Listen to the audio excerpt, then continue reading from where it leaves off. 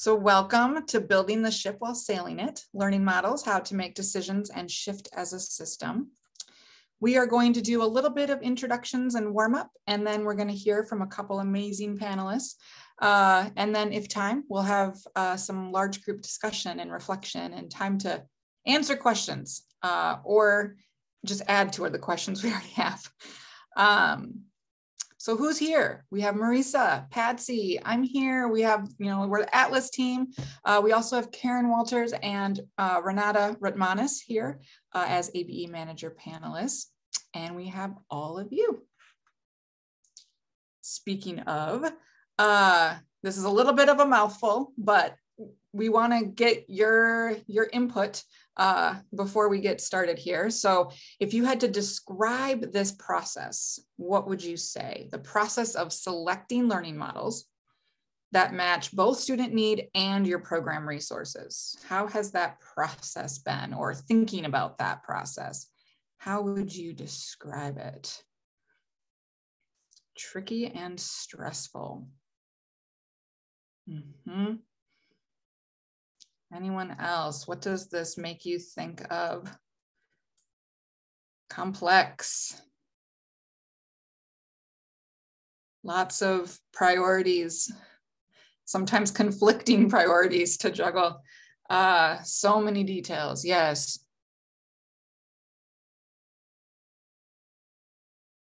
Thank you for sharing. You can keep those coming in.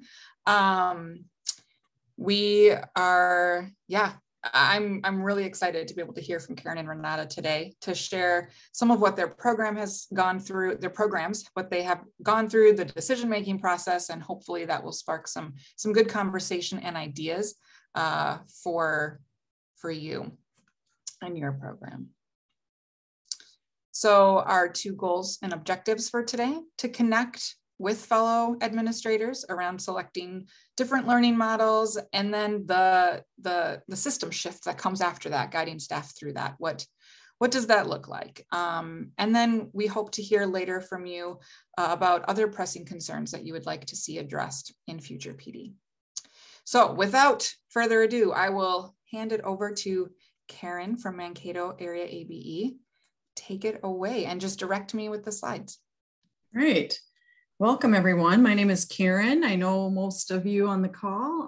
I work in Mankato Adult Basic Education, and we are a middle-sized program in Minnesota, struggling with all the same things that you are in trying to figure out how we're going to offer programming this year. So I just wanted to talk a little bit about some of the decision-making processes that we've used to get to this point that we're at today. I always like to start out decisions with collecting data. And so I'll talk a little bit about what we've done with that. And then once I have some data, I like to talk about it with pretty much everybody that I come in contact with. And I've probably processed through this with many of you in past webinars and locally through conversation. But so I like to discuss and analyze, what's been happening in our program, what kind of data we are seeing as we're getting it, and get input from other people, including all of our stakeholders. And then I like to start kind of planning and talking about plans and getting some feedback for that.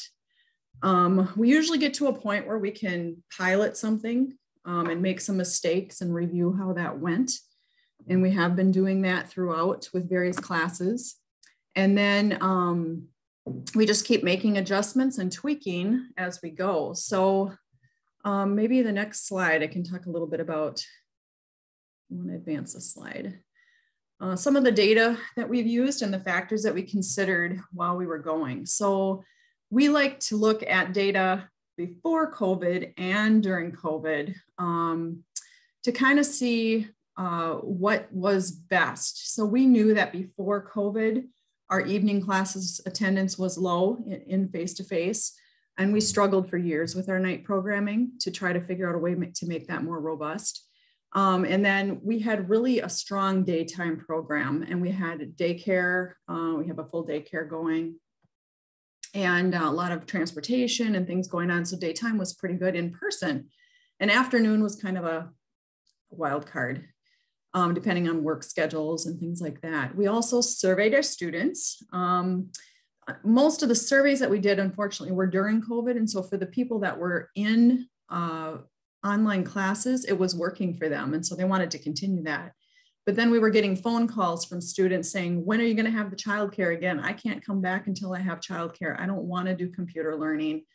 And people were saying that they needed flexibility. So we were doing a lot of surveying of students and asking, what do you want? What do you need? We also surveyed our staff throughout COVID. And of course, most of our staff prefer in-person learning. That's what they are used to, and that's what they like, and they want the relationships with the students. But they were recognizing that there are many students that were benefiting from online, and they wanted to keep that need out in front of us. I was looking myself at budgeting and knowing, same as Renada and I talked about before, we can't offer everything online and in person. Just like we can't offer every single thing at every time of the day. Those are just things that don't make any sense fiscally. So we were trying to figure out what things lend themselves to being online and what things are more difficult.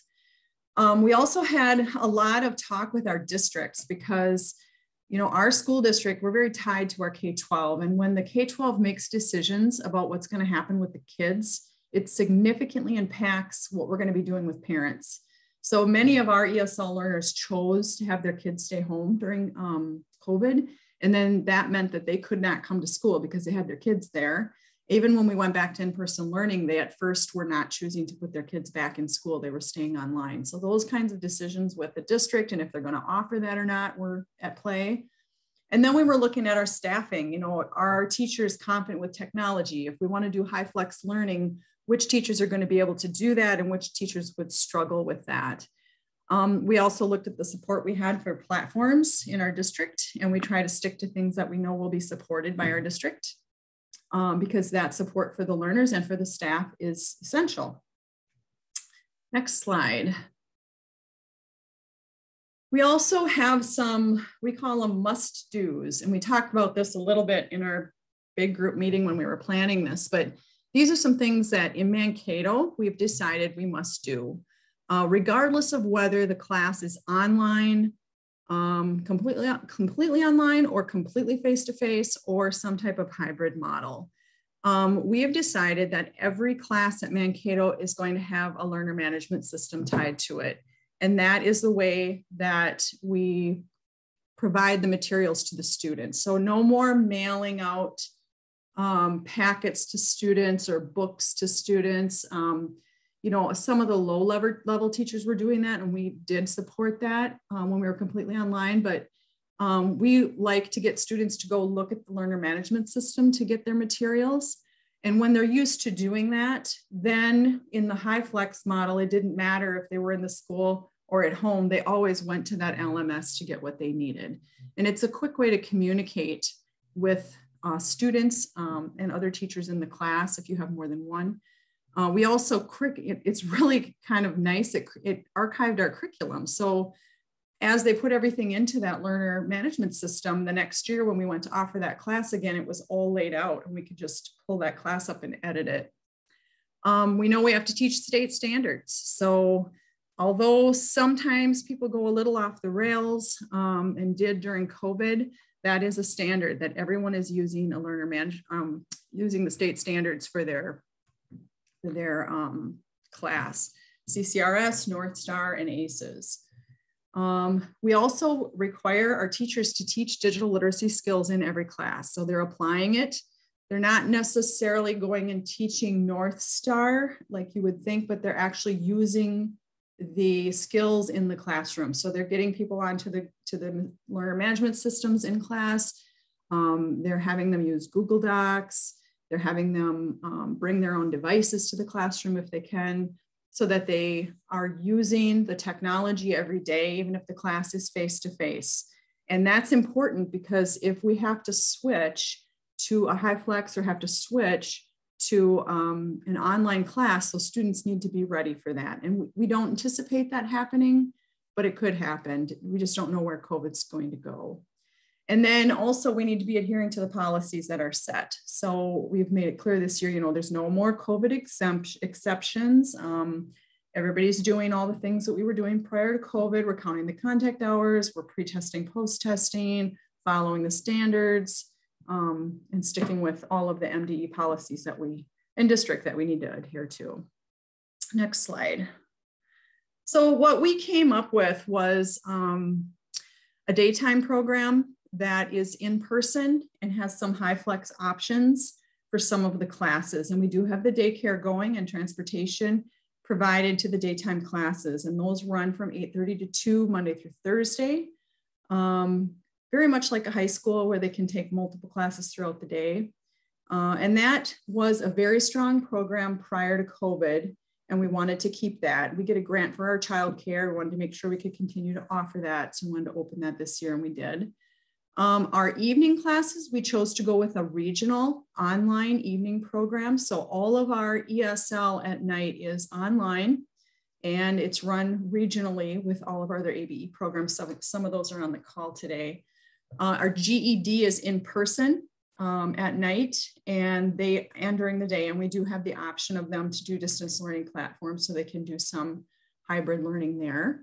And then our IET classes and transitions level classes are mostly hybrid or online. So the ACP, which would be our manufacturing and healthcare up at the college, those are hybrid. We do some of the work like in the bridge is online, some of it's face-to-face, because we want them to come on campus, obviously, and learn the campus.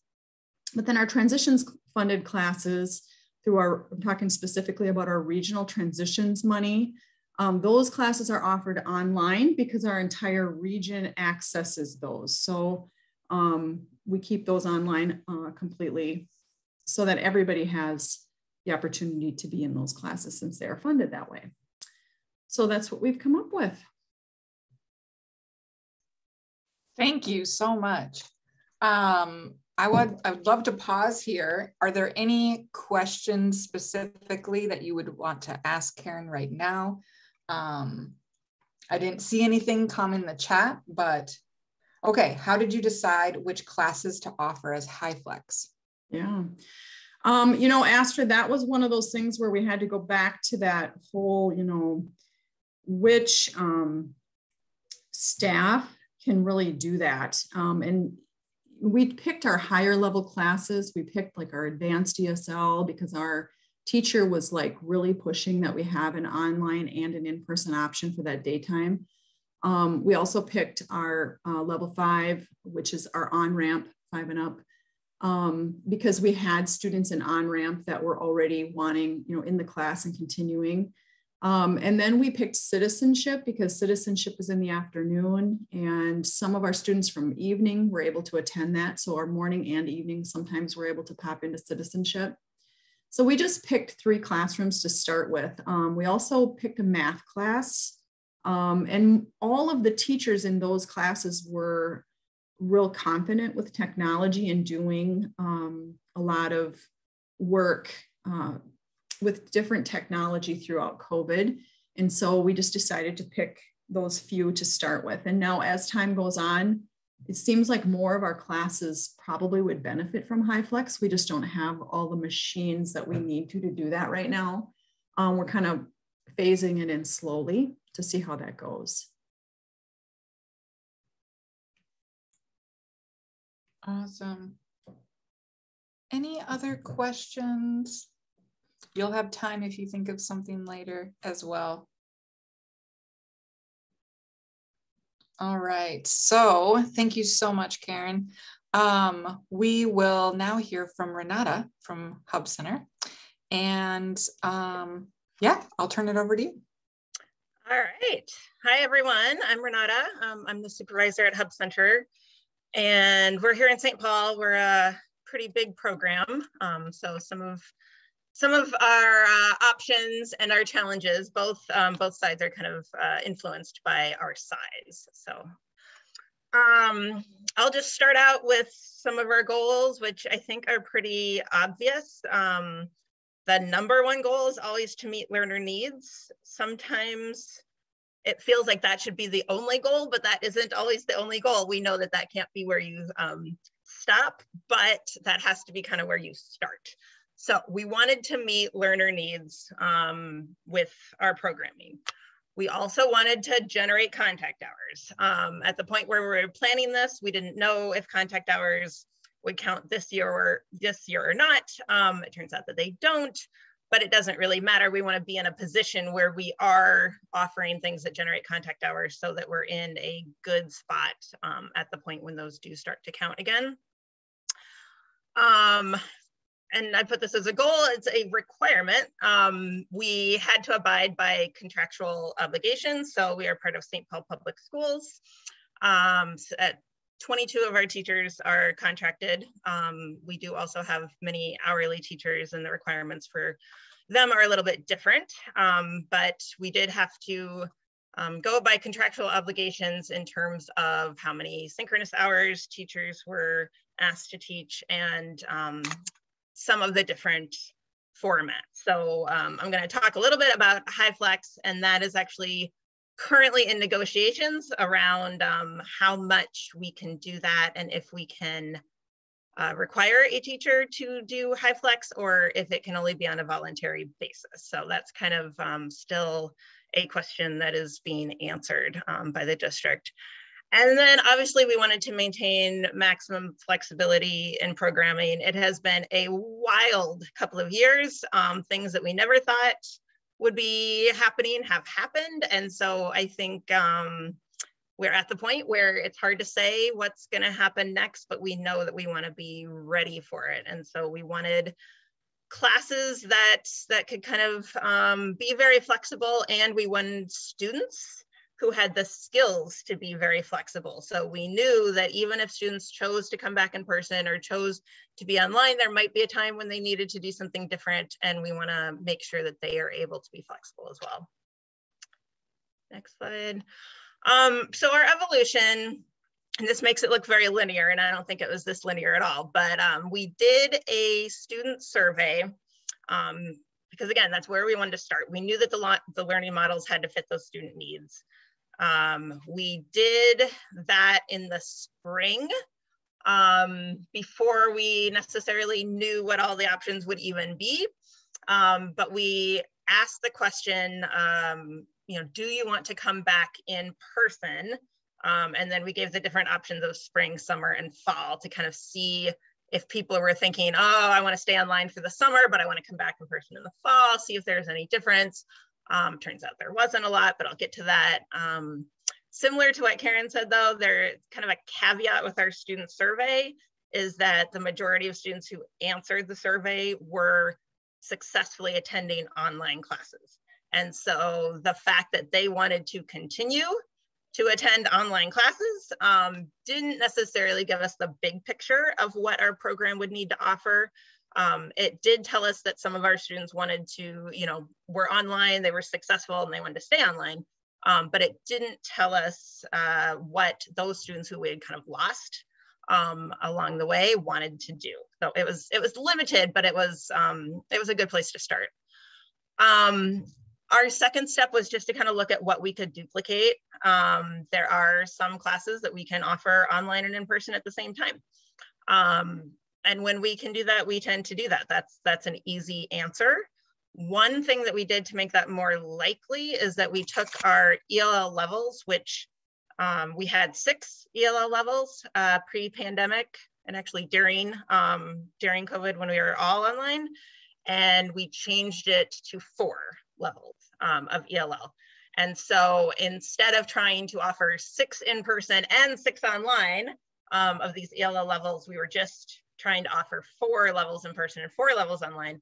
And so each level is a little bit broader. Teachers have to work a little bit to differentiate that instruction, but it makes it easier for us to duplicate some of those classes. And then honestly, we just had to experiment. You cannot decide in advance what is going to work or not work. Sometimes you just have to try it. So in the spring, we started with some in-person classes, and we also started with one HighFlex class, and we learned from that. And in the summer, we just kind of built on that. And then coming in the fall, same thing, we just kind of expanded things, and we made a plan, and then we kind of adjusted that plan to follow the students. So if suddenly there is, you know, a wait list for in person, then we added an in-person class. And if suddenly there was a wait list for the evening, then we added an evening class. And so we just kind of tried to follow the students and be very quick to react to what the students were saying they needed. So the student survey, this question of staying online, overall 75% of the students that answered the survey, and we had a pretty good response rate, said that they did want to stay online. And again, those were students who were successfully online. And I think some of that also reflects just how hard it was at one point to think beyond COVID. So when students were answering this, their kids were still home and a lot of things were still kind of closed. And so I think some of it too was just, it was hard to imagine going back in person.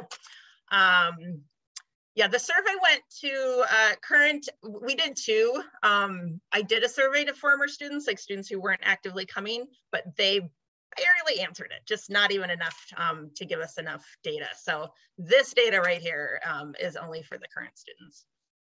And then where the data, so it was 75% overall, and that was really standard in a bunch of the different areas. Where it deviated was that fewer of the math students wanted to stay online. They really felt like in-person was more helpful for them. They needed some of that face-to-face, some of that manipulative stuff. And then our college pathways and our evening students had more than 80% of those students said that they wanted to stay online. And that made a lot of sense, and that was what we were seeing. So the college level students were much more adaptable to the online environment. They were at a higher level. That was what they were going to need for college. So that made sense as well. And then in the evening, we really saw a lot of success in attendance there because people were attending from home. If they had kids, they didn't need a babysitter. If it was snowing, they didn't need to worry about that. If they got off work at a certain time, they didn't need to come here and then go home after class. They could just go home. And so we were seeing that play out. The student survey mostly reflected what we were seeing in our classes as well, that the evening classes were doing really, really well online, and there was a lot of interest in them. All right, so then we kind of looked at what could we duplicate both online and in person. And like I said, ELL, we could do that for the most part, as long as we offered, fewer levels. We have communication classes, which are writing, speaking and listening, and computer. Those are fairly multi-level, and so we could duplicate those. We duplicated some levels of the college prep and some levels of the math. And we could duplicate sometimes a day. So in the morning, we have online and in-person. In the evening, we have online and in-person. In the afternoon, it's only online because there's just never been enough students at that time to think about splitting that. So the majority wanted online in the afternoon, and so then we only offered it online at that time. Yeah, and so then we kind of just started going to work. Spring, we experimented with our HyFlex and our in-person, learned a lot of lessons from that. Both of them had a very slow start, but we learned a lot. Summer increased our in-person offerings, and people did start to come back, and that was good to see because honestly, there were times where we just weren't sure that we were going to get anyone back in person at any point. But so both of those things kind of informed our fall planning. Okay, and so this is my big chart. So these are all of the models that we have and kind of where and how we decided to do them. So we have in person. That is easy, that is straightforward. We have it morning and evening at Hub Center. The evening in person is honestly really small. We have 3 classes. None of them are huge, but we're gonna keep it going for now because I do think some of those students are being well served by being in person. We have ELL, math, GED, college prep, all of those. And for the most part, those are offered in person because there's enough students who want in person to fill a class. And we can meet the needs of those less technical students while also building those tech skills in them so that at some point, if they need to pivot, they are able to pivot. We also have online synchronous classes, so we do them through Google Meet. We have those morning, afternoon, and evening. ELA, math, GED, college prep, computer, citizenship, probably some other ones, communication, like I was saying. Most of these duplicated in person or were only offered online, like in the afternoon, like I mentioned, to meet the most student need. HighFlex, we have 1, 2, 3, 4, I think we have 5 HighFlex classes. They are offered at, 3 of them are offered at one of our sub-sites. So we have our big site is Hub Center, and then we have a smaller site, Hub at Harding. And the classes at Hub at Harding are HighFlex because it was a smaller site to begin with. And so the thought that some of those students would go online anyway, we were worried that we wouldn't have enough in-person students at that site to offer classes. So we made that site kind of just a HighFlex site, like the classes there are HighFlex. It helped that one of our teachers who was the most gung-ho about doing HighFlex also taught at that site. So that was great. So those are our ELL classes. We also have a small business job training class that is HighFlex, and the job training classes, those are ones where you can't really duplicate, have it both in person and online at different times because we just don't have enough students. It's hard enough to fill one job training class. So our job training class is HighFlex, and then one of our GED classes that meets on Friday is HighFlex, and that has been great. And for a Friday class, it honestly is one of our best attended GED classes. And so we focused on smaller locations and classes that were hard to fill, but we also absolutely focused on willing teachers. And so the teachers who went to our smaller site knew that those classes were going to be HighFlex. And then the small business and GED teachers actually came to me and said, I would like to try HighFlex in my class. And they're doing it and it's great and they're learning a lot. And I think it's creating a lot more buy-in to see teachers, figuring it out themselves and talking about the benefits. We have hybrid. Those are mostly the job training classes. And so students, for most of those, they started with a week in person where they could really learn the requirements of the class, get the materials, get going. Then a lot of the instruction is online. And then towards the end, some of the skills training is going to be back in person. So if you think of like nursing assistant, they're going to do a lot of the instruction online, but then they're going to come in person to do some of the skills, the blood pressure, the sitting up in bed, transferring patients, those sorts of things. Our building maintenance class does an OSHA 10 training. At the end, it turns out OSHA doesn't allow that online anymore. We did that online last year, but now they're not allowing that. So that class is online until they get to the OSHA part, and then the OSHA is going to be in person. And then our final model is what we call asynchronous coaching. And so these students are only doing distance learning platforms. They don't have any synchronous instruction with a teacher, but there is a teacher assigned to them who does kind of what we call coaching. So reaches out to them, helps them get connected with the platform, helps assign things, checks in on the level of what they're working on, gives feedback as they go, encourages them if they're doing well, or checks in to say, hey, I noticed you haven't logged in for a while. And that's just an option. I mean, I think ideally students are doing synchronous if they can. And all of these models have an online component. I should say that, like, all of our classes are expected to do at least 2 hours of assigned distance learning every week. So all of these classes offer distance learning. The asynchronous coaching only is distance learning without any synchronous. And it's mostly for those students who just, they come and they say, oh, I have this job scheduled this week and I have this job scheduled that week, and we just can't figure it out, or there's just some reason that they can't regularly attend. This is an option for them to keep going and keep engaged. I think that was the big thing.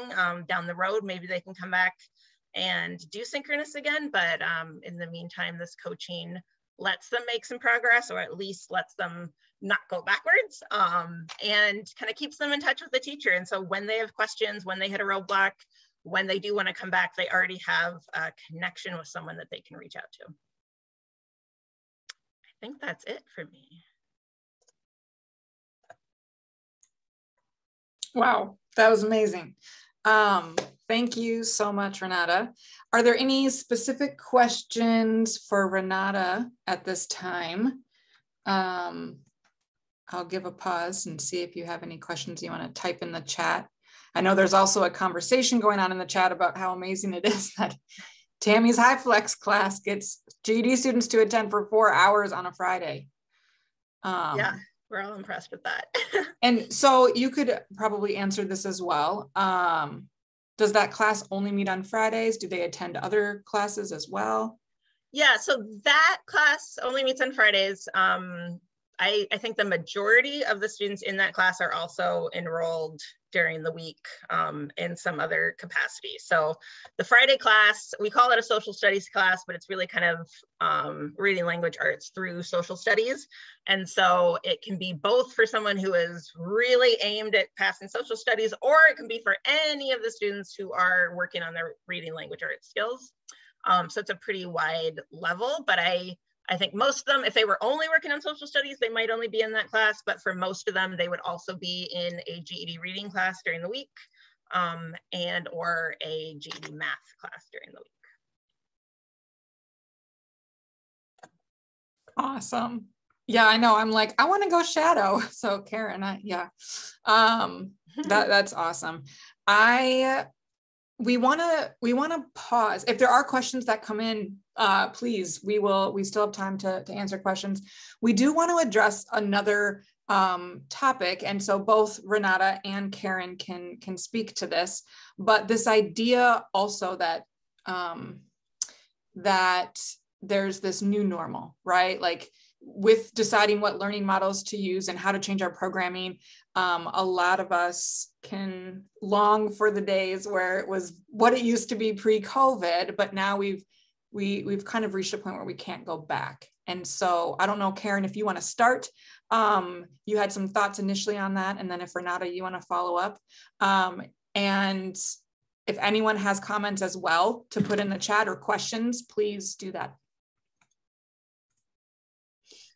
Yeah, we were talking about this when we were going through the tech run for this presentation about this idea of the new normal. And I talked to our staff about this at our fall staff meeting because I thought it was important to spend some time processing with the staff about what it's going to look like now coming back.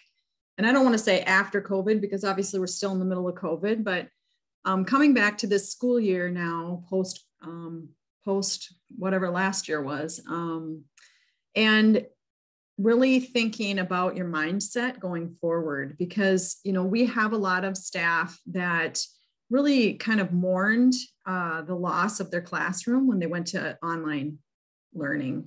And although they were excited to try it, or maybe felt like they had to be excited to try it, they were mourning, you know, that not going back to their students in the room like they always knew. And we just honored that. You know, we talked about that, you know, that was then and today is different. And now that we have had this year of online learning everywhere and got kind of pushed into warp speed doing that, we really can't go back. It's not like we can go back and just do what we used to do, because it would not serve our students at all to do that. They are going to be asked to do potentially online interviewing. They're going to be asked to fill out online forms. They were asked to do that during COVID for us and when they weren't before. And so now the world is changing and the expectation is high for people to have computer literacy to function now. And if we don't put that intentionally into the curriculum in all of the classes, we are not doing a service for the students. Although we may think we could get by with that, like some of our teachers are retired. Actually, about a third of my staff is retired teachers. And they may or may not have tech skills that they feel confident enough, but they're learning and they're doing it. So the analogy I used, or the metaphor, or I don't know what you want to call it, was, you know, the toothpaste is out of the tube, it's squirted out and it's not going back. And we're not going to be able to just revert back to where we were pre-COVID.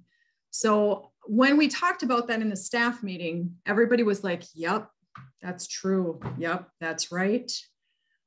But then the reality of that, when we started classes, I could see it was different. Like trying to get the students to go on a Google Classroom during class. Some of them were like, what? You want me to what? Have a Google Classroom and be face-to-face. And I think for some of our staff, you know, they just weren't seeing that, you know, some of us who have children, we were seeing that in K-12. The face-to-face classes in K-12 were using Moodle or Google Classroom with their face-to-face class prior to COVID. And so for us, we were like, well, they're doing that, and that's what we should do. But a lot of people that didn't have children in K-12 were like, why would I do that? I mean, that's weird. So we just had to really talk through, like, why would we do that? What would be the benefit? Because then they know what a platform is. They know how to use that. It's kind of like when you go to college and you have a face-to-face class and you're using D2L. You don't want to be learning that the first day of college. You want to learn that in ABE before you ever get there so that you're prepared for what that's going to be like. So that was some of the new normal talk that we had going back. And there's been a little resistance, but not a lot. You know, after the first couple of weeks, they're kind of settling into that new normal. And I think they're adjusting pretty much like I expect them to. You know, our teachers are pretty amazing.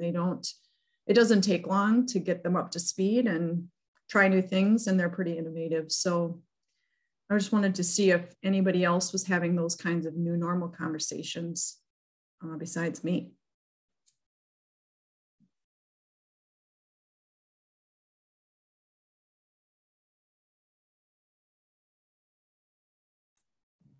Well, I know we're having trouble with just trying to keep the same people coming the same days, the same place. You know, it's like our one site, it's mask, or it's a vaccination mandate. It's that we're honoring that. The other side is just masking. So they have options and they want to be in person, but yet they're not showing up consistently on any specific day or any specific time. Then they want to do online, but they're not showing up to do that either. So we're just I've got record numbers with people, but that doesn't do me any good when it's not continuation. It's like I said, my new normal is never every week, every day is different. Yeah, and we have seen a little bit of that with our HyFlex classes. Our students are flipping back and forth between HyFlex and InPerson, which has been great. That's why we did it, so that they could, you know, do that if they need to. We've had on the kind of the good end of the whole thing, some of the HyFlex classes, we had like a COVID outbreak in a class where the teacher ended up getting COVID, having to stay home, but she didn't feel really that bad. So she was able to log in and teach the HyFlex from home with the COVID. And then some of the she just told the students, hey, you know, this is what happened. And then the students were like, well, I kind of feel like I'm getting a scratchy throat. I think I'll get on the HyFlex today. And then they would get a test. And then the next day, it's negative. I'm okay. They'd come back. So the HyFlex allowed for some of that weird illness thing. Like I'm in one of those right now. I woke up this morning feeling kind of crappy, stayed home today, but I'm still able to get on here and do this webinar because I'm not sick. I don't think I would have normally gone to work, but I can't because, you know, if I'm feeling yucky, I don't dare take the risk of going into work. So the students are figuring that out too. And that's been kind of a cool thing to see them persist through some of these illnesses and transportation issues and things that they haven't been able to do that. You know, in the past, they weren't able to do that. They would have just stayed home and skipped.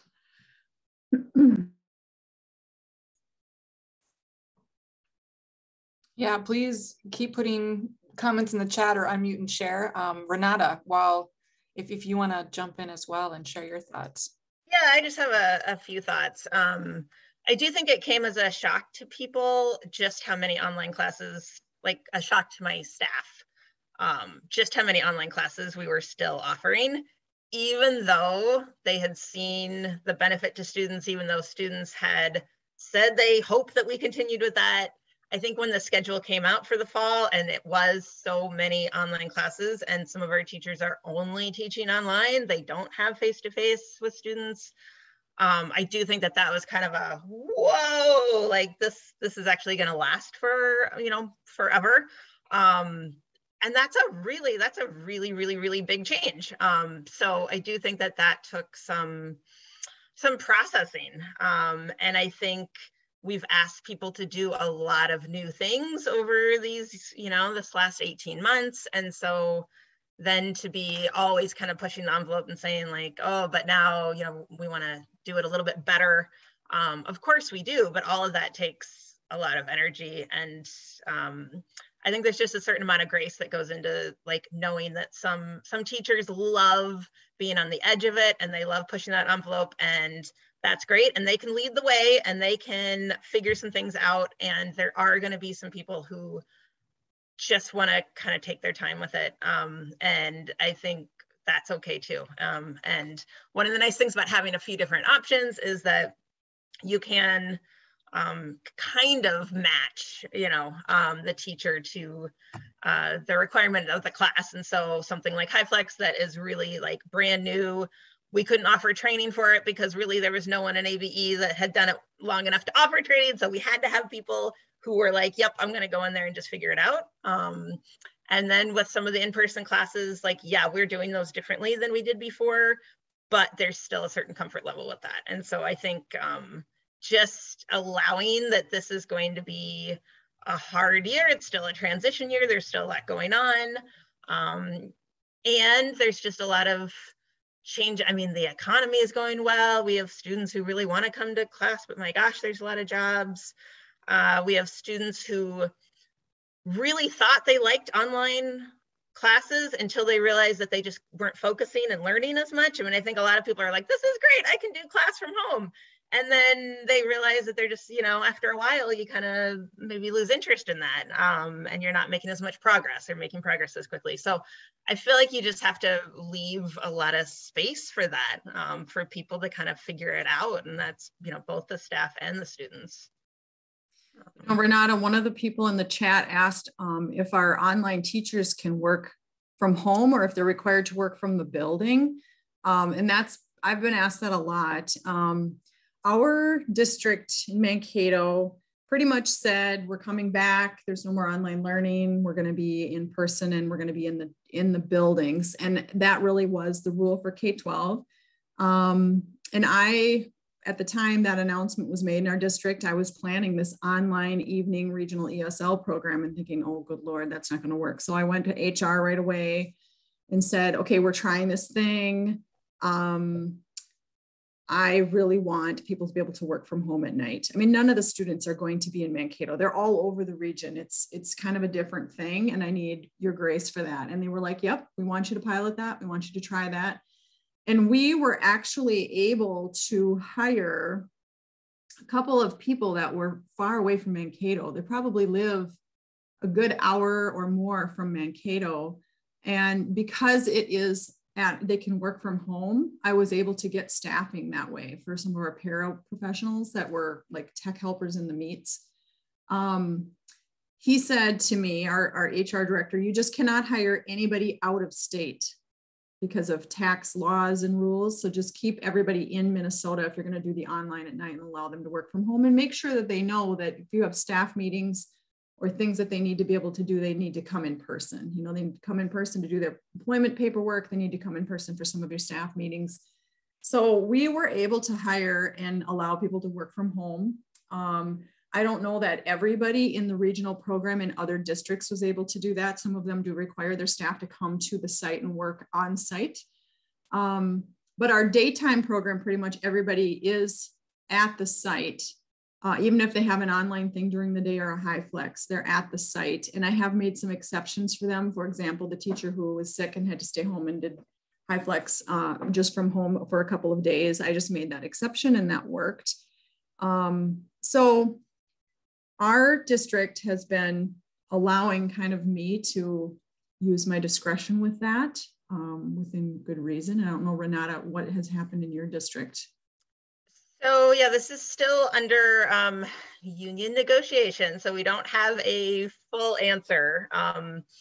In K-12, almost all the teachers just came back in person, and so that was easy. There is a new online school for St. Paul where those teachers are only online, but a lot of that is asynchronous, so that's kind of a different thing. So for right now, all of our contracted teachers are teaching from the building, whether they're teaching in person or teaching online. And all of our daytime classes are taught from the building. In the evening, we are letting the hourly teachers teach from home, which made a lot of sense. We did not want, since we only have a couple of in-person classes in the evening, we didn't want people driving to a nearly empty building and teaching. And it seemed like a nice perk for those hourly teachers who don't get the benefits, they don't get as much prep time, they don't get all of that. And so so that made a lot of sense. But we have been able to also make some exceptions.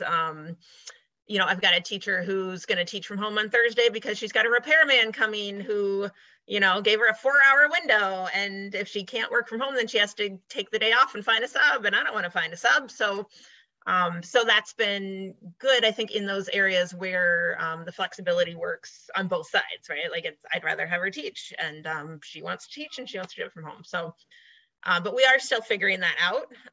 And that has definitely, there's been some disagreement over how much it makes sense to have someone come into the building who is only teaching online. But at the same time, I think once we're all in the building, there has been, I think we've all recognized a benefit to those hallway conversations that you have with people, or, you know, you're in the staff lounge and you have a conversation. I think people see that benefit to actually seeing people in person, even if they are teaching online.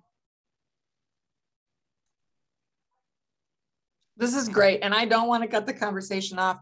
I do want to give us a chance to reflect a little bit, but through this, there might be more questions that come up that we still have time together to answer. So I am going to, Patsy just put the link to the Padlet in the chat.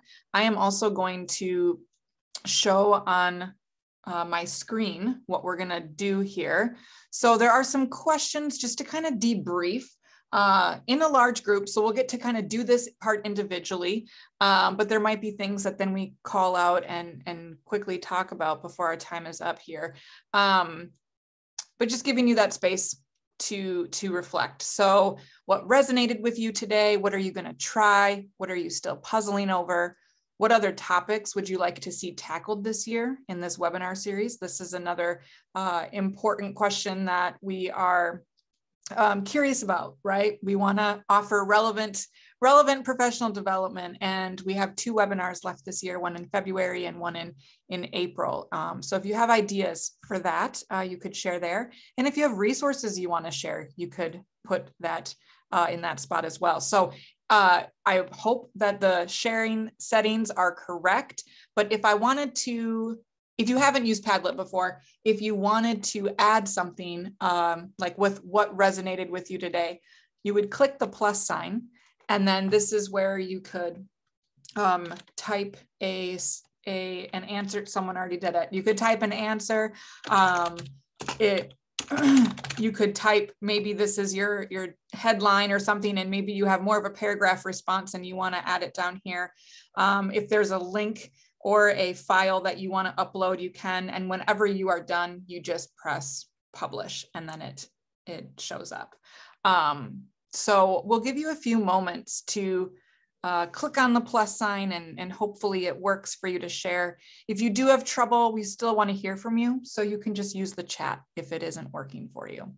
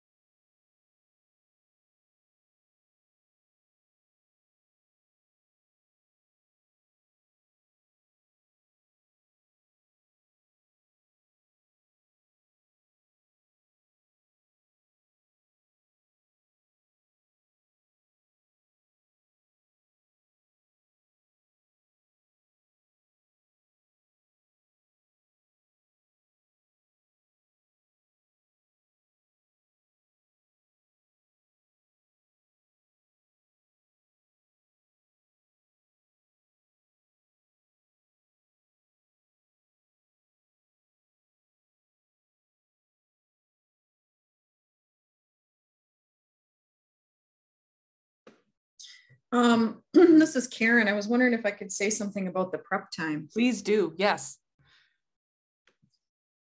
We had the same concern. Somebody said how to improve prep times for teachers teaching both in person and online. We had some talk about that in our leadership team recently, and kind of in the summer, about if we're going to go back and go into the school year with, everybody does a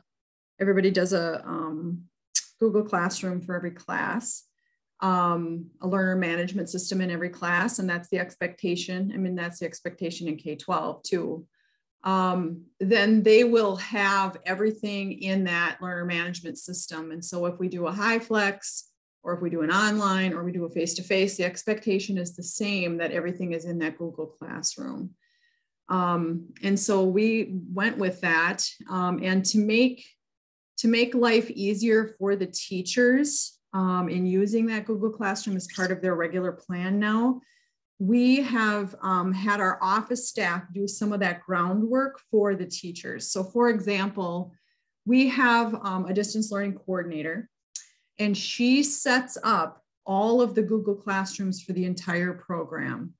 And what I mean by that is she names all the Google Classrooms the same name as the class in SID, so that the Google Classroom name matches the SID class.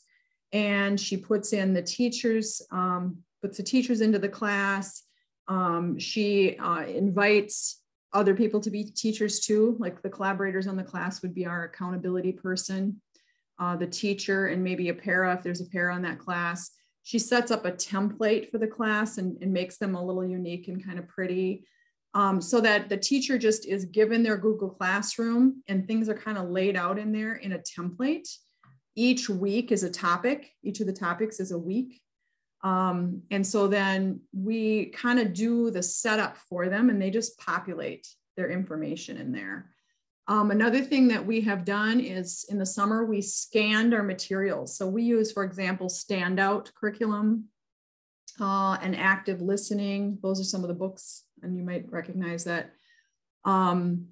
So we scan all of those and give Google Drives to the teachers with their materials already scanned, and they're set up in slideshows. So all the teachers have to do is take, their Google Classroom that's already set up for them. The weeks are already labeled. They have to plug in their presentation for the day.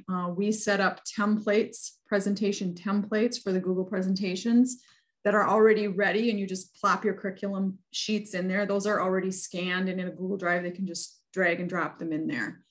So that prep work, essentially in the office, we do that for them so that they don't have to spend lots of extra time scanning their stuff, developing all these presentations, putting their Google Classroom together. We do the registration, put everybody into SID, do all their assessments, and then we register them into the Google Classroom. So when the teachers start, they have a SID that has all their students in it and a Google Classroom that matches. And the students just have to join it. So we kind of have taken some of that prep away so that they don't have to worry about that. Thank you for sharing that. I know there was interest in the chat too about that template. That's awesome. I see we have just a few minutes left, and there are some more questions or things that we're puzzling over. And with this one about the best way to keep old new students engaged, either face-to-face or online, there's a couple people, someone hearted it. So if you do have an answer, I encourage you to keep this link, or if you have a suggestion or something, you can add a comment and then we can go back. So this is interactive, like it doesn't go away right at 4 o'clock. If you do have a suggestion or something to look into for one of these comments, I encourage you to write your thoughts. We have just a few announcements as we close here. So things coming up that we want you to be aware of. We have, like we said, the next 2 webinar series, and we will look at this Padlet actually in the Administrator A-Team meeting next week. We're going to look at this Padlet. So if you have something else that you want to communicate, please put it on there, because that's going to help us figure out what we need to still address and make sure we're sharing with everyone. So February 23rd, April 20th, both of those are in the early afternoon. If you haven't already, please join Mighty Networks. There's an administrators and managers group where we can share resources, pose questions. We can take these questions from the Padlet and put them there as well, and help each other out and respond and offer ideas. And so I know that there will be, there's already, all of these links are already in the chat. Look at that.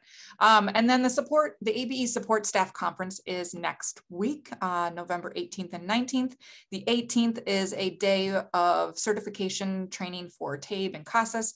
And then on the 19th, there are other sessions that are being offered as well. So you have the registration information in the chat if you or your staff want to attend. And then there is the HighFlex Community of Practice group, and we have both of the facilitators on here. But the next meeting is next Tuesday from 2:30 to 3:30. And I went to the first one, and I think it's awesome. It's a bunch of people sharing ideas, and it's an informal group, but it's facilitated by Kathy Grady and Kirsten Collins. And yeah, just kind of sharing resources, since this is a new endeavor for many of us. So I encourage you to check that out as well. The link, the join link, you do not need to register, is in the Atlas calendar. So if you have any questions, you can reach out.